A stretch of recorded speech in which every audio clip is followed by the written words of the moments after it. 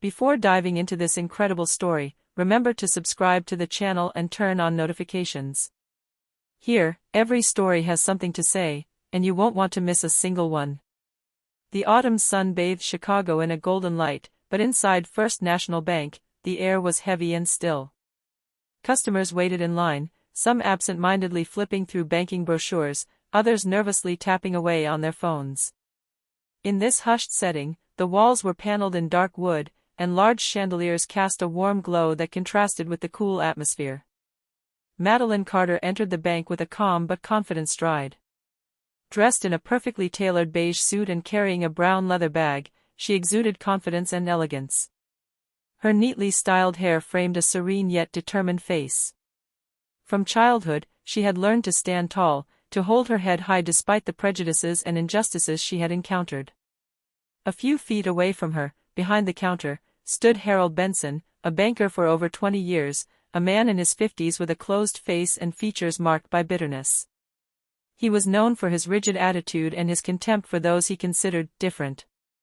Without knowing Madeline, he sized her up with his eyes, as if trying to gauge her status and worth. Then he uttered these words in an icy, authoritative voice. "Get out of this bank." Time seemed to stand still. The murmurs in the room ceased. The customers' eyes turned towards Madeline, some shocked, others in disbelief. She remained motionless, her gaze direct and piercing, feeling the rise of a simmering anger, but also the need to maintain her dignity. What Harold didn't know was that the woman he was humiliating wasn't just any customer. Madeline Carter was the daughter of William Carter, owner of Carter Industries, a financial empire that had recently acquired a significant stake in the bank. In other words, the man he despised had just provoked, through his ignorance and racism, a confrontation with one of Chicago's most powerful families. In that silent room, as customers held their breath and employees averted their eyes, only one certainty reigned: that day, a simple act of racism would trigger a series of events that would forever change the lives of Harold Benson and Madeline Carter. Madeline Carter still stood at the teller window, her face impassive, though her heart was pounding. Harold Benson's words still echoed in the air: "Get out of this bank." Each syllable felt like a blow to her dignity, but she had no intention of giving in. The customers around her whispered, some outraged, others indifferent. The atmosphere grew tense, a heavy silence where every breath seemed to echo. Madeline clutched her bag and took a deep breath. "Mr. Benson," she began in a clear and firm voice. "I told you to get out," he interrupted, his voice loud, trembling with anger and contempt. Madeline didn't move. Her piercing black eyes didn't flinch from Harold's gaze. She knew she had to remain calm. "I have been a customer of this bank for 10 years, and I have done nothing to deserve this treatment. I am simply asking that you allow me to complete my transaction." Harold blushed with rage. His fingers trembled slightly on his computer keyboard. The racist man's pride clashed with Madeline's quiet confidence. Unable to respond rationally, he pointed a finger toward the exit. "I don't understand why I should serve you. Get out, immediately." At that moment, the bank manager, Richard Hampton, burst into the room. Tall, elegant and authoritative, he advanced quickly towards the counter. "Harold, what's going on here?" asked Richard, his tone a mixture of concern and authority. This customer refuses to," Harold broke off, embarrassed. Madeline seized the opportunity to calmly explain the situation, detailing the discrimination she had just experienced. Richard Hampton frowned. He knew Harold's reputation, but the customer's indignation and Madeline's clarity made any defense impossible. "Harold, you will apologize immediately," said Richard, his voice firm. "But I," stammered Harold, unable to find his words. Unperturbed, Madeline turned on her heel and left the bank. Her gait was slow but majestic. Each step resonated like a silent affirmation of her dignity and inner strength. The customers, still in shock, murmured among themselves. Some looked at Harold with contempt, others gazed at Madeline with admiration. Outside, the cool autumn breeze caressed her face. She took a deep breath, feeling anger transform into resolve. This humiliation would not go unpunished. She knew she had the power, not through money or status, but through her perseverance and her thirst for justice, to turn this injustice into a lesson for those who dared to underestimate others. Meanwhile, behind the counter, Harold Benson remained frozen. For the first time in his life, he felt a mixture of fear and regret. He didn't yet know that the woman he had just humiliated would soon change his life forever. The next morning, Harold Benson arrived at the bank reluctantly, still shaken by the previous day's events. Every customer who entered seemed to give him an accusing look.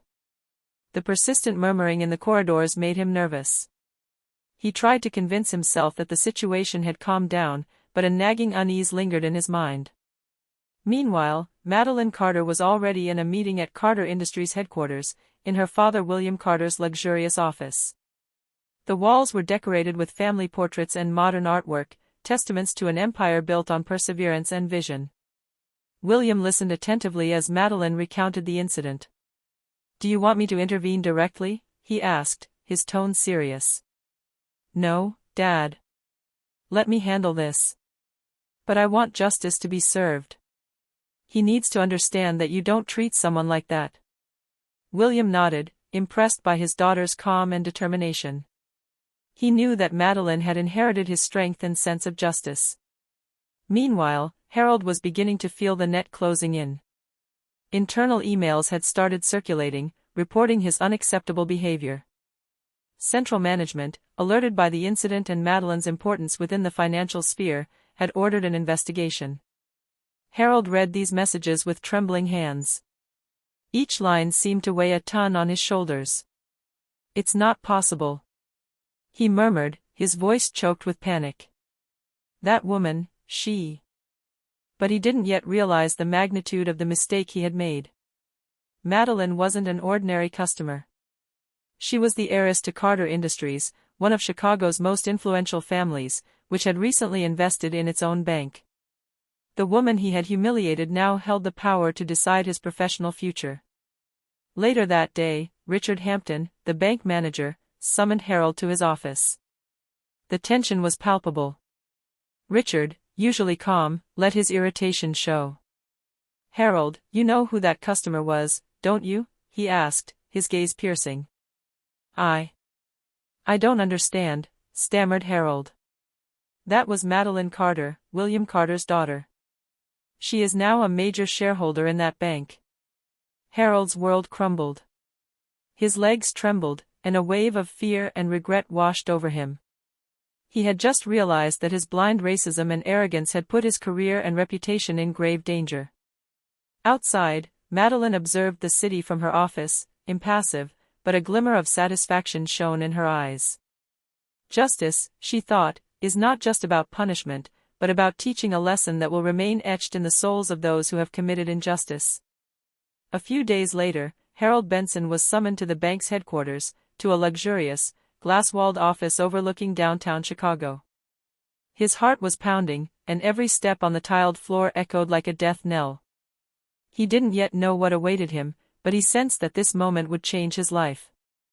Upon his arrival, he saw Madeline Carter standing near the desk, arms crossed, her expression calm yet penetrating. She wore a dark blue suit that emphasized her natural authority. Her dark eyes fixed on Harold with an intensity that sent a shiver down his spine. "Hello, Harold," she said in a measured, almost icy voice. "Miss Carter." I didn't know," he stammered, searching for his words. Madeline did not answer immediately. She stepped forward and placed a thick folder filled with documents and financial reports on the desk. "These documents demonstrate your management errors and, above all, your unacceptable behavior towards me last week. You humiliated a client for no reason, in public, out of pure ignorance and prejudice." Harold felt his face flush. Every word from Madeline was a blow that revealed the extent of his wrongdoing. He had believed that his decisions and his racism would go unpunished, but he had just realized that the woman he had despised now held complete power over his professional future. I'm sorry. I've never," he stammered.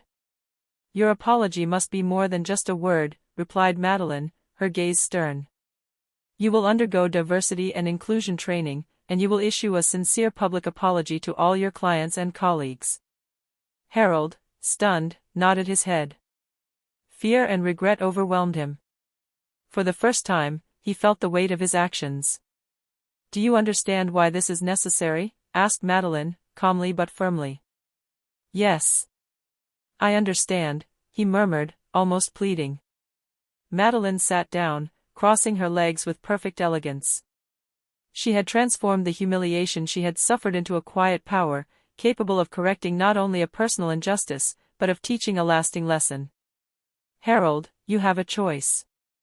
You can learn from this experience and change, or you can continue down your path of ignorance and lose everything you have. The decision is yours." Harold lowered his head, unable to meet Madeline's gaze. He knew that this moment marked the end of an era of security for him, and the beginning of a humility imposed by the quiet strength of the one he had underestimated. Madeline then stood up, ready to leave the office. "I advise you to reflect on your actions, Harold. Your apologies will not suffice if they are not accompanied by real changes." As he left the office, Harold felt a mixture of terror and nascent respect.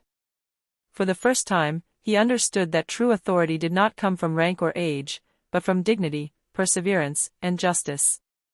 A week after the confrontation, Harold Benson stood before all the employees and clients of First National Bank. His impeccable suit couldn't hide the nervousness trembling in his hands. Murmurs rippled through the room as everyone waited to see how the once arrogant banker would react. Madeline Carter watched the scene from the dais, poised and motionless. Her gaze was calm, but a glimmer of satisfaction shone in her eyes. She knew that this moment sealed the justice and the lesson she wanted to impart. Harold took a deep breath and spoke, his voice trembling at first. "I wish to publicly apologize for my unacceptable behavior towards Ms. Madeline Carter last week. I acted with ignorance, arrogance, and prejudice. This behavior was inexcusable, and I deeply regret my actions." A heavy silence fell. Employees and customers held their breath. Then, timidly at first, applause began to erupt in the room. Little by little, it grew louder and more sustained. Madeline smiled slightly, satisfied but dignified.